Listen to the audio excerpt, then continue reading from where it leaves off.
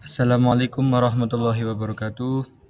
Perkenalkan, nama saya Muhammad Sultan Fadli dengan NIM 2024 010110. Saat ini saya sedang berkuliah di Universitas Sains Al-Quran dengan Fakultas FITK, Fakultas Ilmu Tarbiyah dan Keguruan dengan jurusan PAI kelas 1D semester 1. Di sini saya akan menerangkan tentang sejarah perkembangan bahasa Indonesia. Pendahuluan, bahasa Indonesia merupakan bahasa resmi bangsa Indonesia. Jadi setiap negara itu mempunyai bahasa resmi masing-masing. Dalam setiap peradaban manusia, bahasa selalu hadir di tengah-tengah mereka. Bahasa dan manusia merupakan satu kesatuan yang tidak dapat dipisahkan. Hal ini dapat dilihat dari bagaimana bahasa bertindak sebagai suatu media yang membantu manusia dalam kehidupan sehari-hari. Bahasa yang hadir dalam suatu kelompok masyarakat merupakan hasil dari interaksi antar sesama manusia yang ada di tempat tersebut. Hal ini juga berlaku bagi bahasa Indonesia yang telah tercipta berpuluh-puluh tahun lalu dan mengalami perkembangan yang begitu signifikan hingga kini. Kemudian sejarah perkembangan bahasa Indonesia. Perkembangan bahasa Indonesia, lisan maupun tulisan, berkembang mulai pada saat terbentuknya, yaitu pada tanggal 28 Oktober 1928 bersamaan dengan momen Sumpah Pemuda di Indonesia.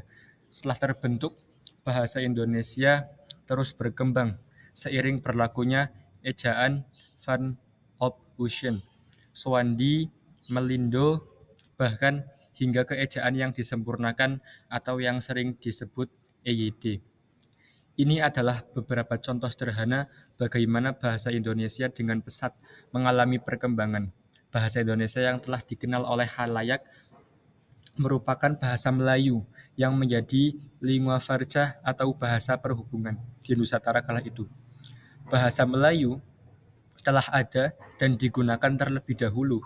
Keberadaan bahasa Melayu pun dapat ditilik dalam saat persiapan Kongres Pemuda pada saat itu tahun 1926.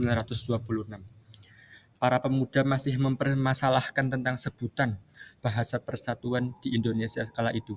Kemudian M. Tabrani mengusulkan bahasa Melayu diganti dengan istilah bahasa Indonesia dan hal itu pun disetujui pada tanggal 2 Mei 1926. Selanjutnya, Badan Pengembangan dan Pembinaan Bahasa Kementerian Pendidikan, Kebudayaan, Riset, dan Teknologi dalam laman resminya telah mencantumkan bahwa bahasa Melayu telah berada di kawasan Asia dan khususnya Asia Tenggara sejak abad ke-7. Berarti bahasa Melayu telah ada sejak abad ke-7. Pernyataan ini juga tentu didukung dengan adanya beberapa prasasti, seperti prasasti Talang Tuwo di Palembang, bahkan prasasti Birahi di Jambi, prasasti Birahi di Jambi. Keberadaan prasasti-prasasti ini telah ada sejak tahun 680-an.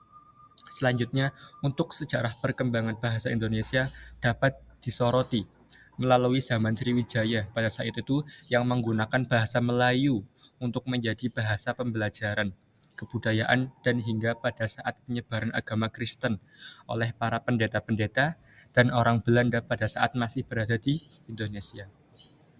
Bahasa Melayu merupakan cikal bakal bahasa Indonesia yang telah berkembang dengan sangat pesat di negara Indonesia.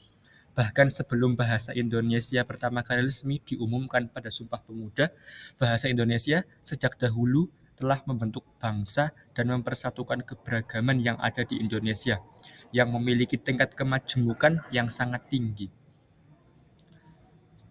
Fungsi bahasa. Bahasa pada dasarnya adalah media untuk berkomunikasi. Nah, tanpa adanya bahasa, kita sangat sulit untuk berkomunikasi. Ternyata memiliki ekstensi yang lebih lagi. Bahasa mencakup hampir seluruh lapisan masyarakat, bahkan kebudayaan itu sendiri. banyak sumber yang mengupas fungsi bahasa Indonesia. Salah satunya itu Arifin.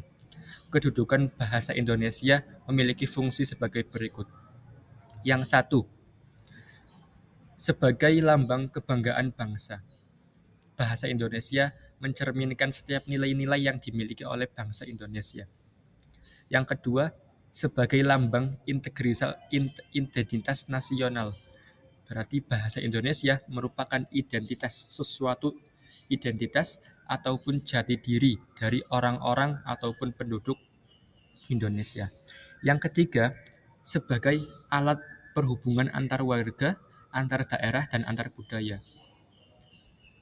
Bahasa Indonesia menghindari segala hal aktivitas yang dapat menimbulkan kesalahpahaman di tengah masyarakat yang majemuk. Nah, dengan adanya bahasa, kita jadi lebih paham untuk berkomunikasi dengan sesama manusia. Selanjutnya, perkembangan bahasa Indonesia telah melalui sejarah yang cukup teramat panjang. Melalui kilas balik sejarah yang telah dipaparkan di atas, dapat dengan jelas diketahui bahwa bahasa Indonesia telah menjadi begitu kuat hingga saat ini, karena telah melalui proses yang unik. Berawal dari bahasa Melayu, kontak dengan budaya asing, yang kemudian menggunakan bahasa Melayu yang menjadi bahasa Indonesia yang akhirnya diganti dengan istilah bahasa Indonesia pada tahun 1926. Bahasa Indonesia kemudian masuk ke dalam 3 kategori perkembangan. Yang pertama, sebagai bahasa pemersatu. Bahasa Indonesia pada awalnya diikrarkan oleh para pemuda kembali pada tahun 1928 pada tanggal 28 Oktober dalam Sumpah Pemuda yang berbunyi, "Kami, putra dan putri Indonesia, mengakui bertumpah darah yang satu, tanah air Indonesia. Kami, putra dan putri Indonesia, mengakui berbangsa yang satu, bangsa Indonesia. Dan kami, putra dan putri Indonesia, menjunjung tinggi bahasa persatuan, yaitu bahasa Indonesia."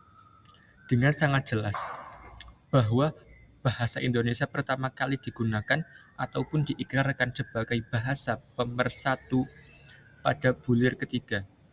Bahasa Indonesia kemudian mulai diterima oleh masyarakat Indonesia.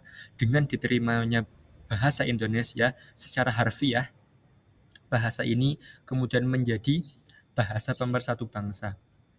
Bahasa Indonesia juga dapat tercermin dari diadakannya KBI atau Kongres Bahasa Indonesia pada tanggal 25 sampai 28 Juni 1338 yang ada di Solo. Kedua, sebagai bahasa resmi negara. Bahasa Indonesia menjadi bahasa resmi yang digunakan selama 54 sejak ditetapkan dalam pasal 36 Undang-Undang Dasar 1945 pada tanggal 18 Agustus. Hal ini ditandai dengan pembacaan teks proklamasi oleh Insinyur Soekarno dan Dr. Andes Muhammad Hatta yang membuat fase awal bahasa Indonesia sebagai bahasa pemersatu bangsa menjadi bahasa resmi negara. Adapun pergantian ejaan dari ejaan Van Ophusen dari masa jajahan Belanda menjadi ejaan Suwandi karena dianggap lebih menunjukkan rasa nasionalisme yang tinggi. Ketiga, bahasa internasional. Bahasa Indonesia sebagai bahasa internasional merupakan fase lanjutan dari 2 fase yang ada. Hal ini telah dicanangkan dan dilakukan terbukti dengan adanya Kongres Nasional 9 Bahasa Indonesia yang mengambil tempat di Jakarta pada tanggal 28 Oktober hingga 1 November pada tahun 2018. Undang-Undang Nomor 24 Tahun 2009 tentang bendera, bahasa, dan lambang negara serta lagu kebangsaan juga ikut mendukung bahasa Indonesia menjadi bahasa internasional, khususnya pada pasal ayat 44 ayat 1. Salah satu bukti dari tindak lanjut fase ini adalah adanya tenaga dan buku-buku bahasa Indonesia sebagai penutur bagi penutur asing. Kesimpulannya, bahasa Indonesia merupakan bahasa Melayu yang telah berada di Indonesia sejak tahun 680. membuat bahasa Indonesia menjadi lebih kokoh. Dengan berkembangnya zaman dan proses akulturasi, bahasa Indonesia tetap menjaga keutuhannya, diawali dengan bahasa pemersatu yang menyatukan setiap suku, kemudian menjadi bahasa negara yang berpuluh-puluh tahun berlangsung. Dan kini, di era modern, bahasa Indonesia mulai dikenal di belahan bumi dengan identitas yang berbeda. Bahasa Indonesia menyatukan menjadi mengucapkan bahasa Indonesia dan menjadi kebanggaan Indonesia. Bahasa Indonesia juga terus mengeratkan setiap suku bangsa. Terima kasih. Itu saja yang bisa saya sampaikan tentang sejarah perkembangan bahasa Indonesia. Kurang lebihnya mohon maaf. Akhirul kalam. Wassalamualaikum warahmatullahi wabarakatuh.